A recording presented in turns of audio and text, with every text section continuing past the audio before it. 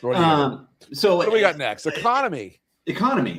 This is interesting. You don't see this every day. No, not for a while. Fox News polls say that Americans prefer Democrats to Republicans on the economy for the first time since 2010. That's a significant finding just because of how long it's been since. I mean, I'm blown away by that number. 16 frankly. years of Republicans leading on the economy. And you look at the velocity of that number, though. Also, Andrew, I mean, from stagnant for a long time to we're seeing a point or two a month now. Oof.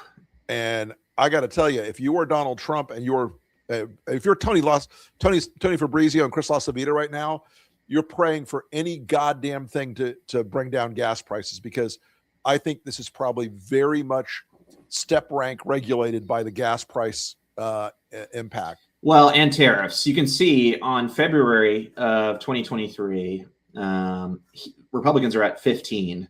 Yep. But post-Liberation Tariffs, Day, July 2025, they're at +1, which is really this is immediately. Liberation Day was in April. Yep.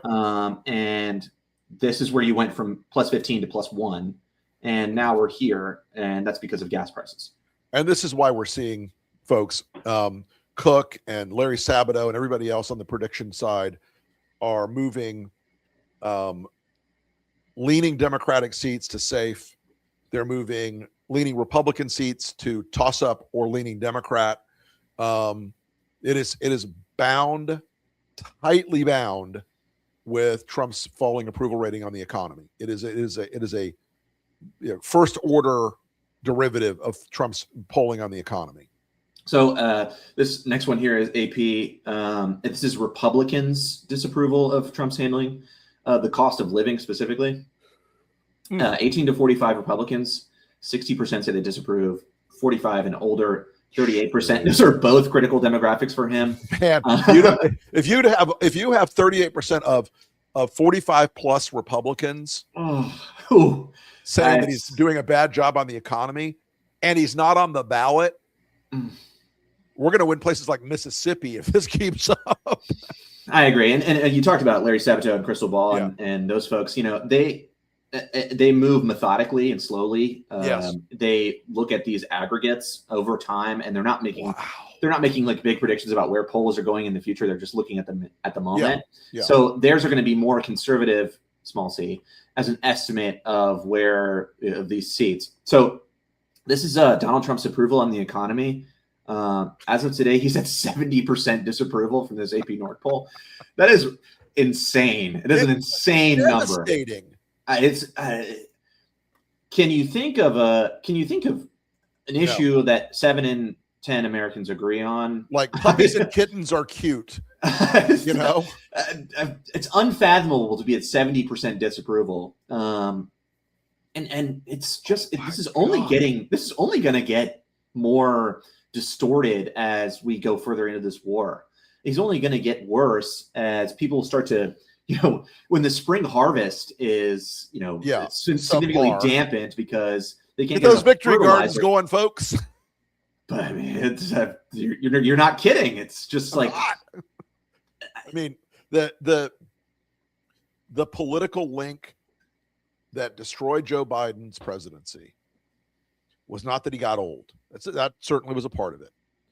But the thing that destroyed his presidency and the thing that prevented Harris from moving up over a certain boundary layer was that the perception of the cost of living was too damn high. And people blamed him and said, you didn't do anything about it.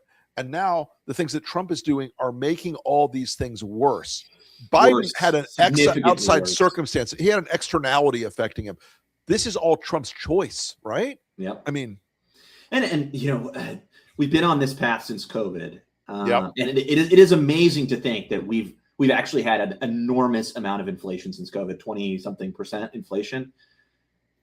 The sticker shock that people feel isn't all the way across the economy. It's not every product they buy, but it is specific things like gas and groceries that make up such a significant part of your budget. And there are people who are paying a lot more for gas and groceries. We talked about this with Mike Madrid. The people who are affected most by the price of gas going up are these younger Hispanic men, because they are the ones driving so much.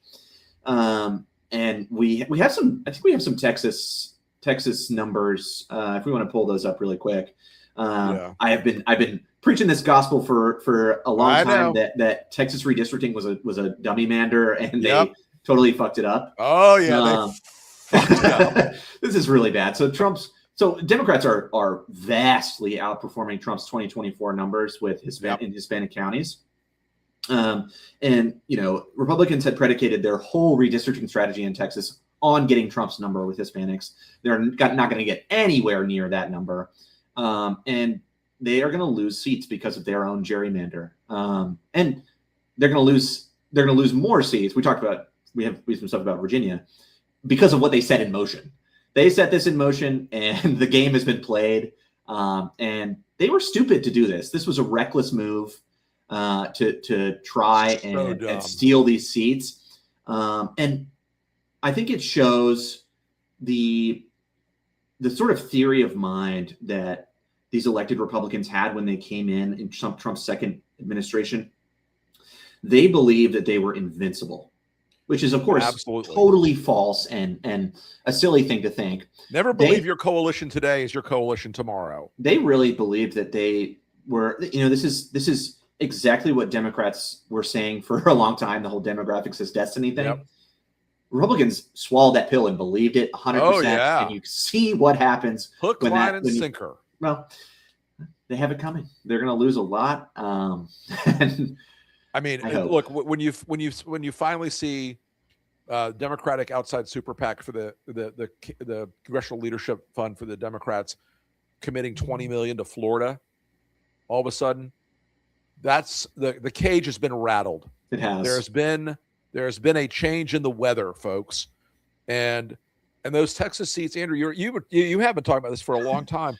They bet on the same Hispanic opinion present in November of 24, holding up in November of 26, and those people have been hit just right in the face with the economy. It's not the immigration stuff, as Madrid told us; it's the economics that's killing Republicans with these folks. Yep, and that's what brought them in to Donald Trump's coalition, and it's what's going to shove them out. He has a tendency to destroy himself.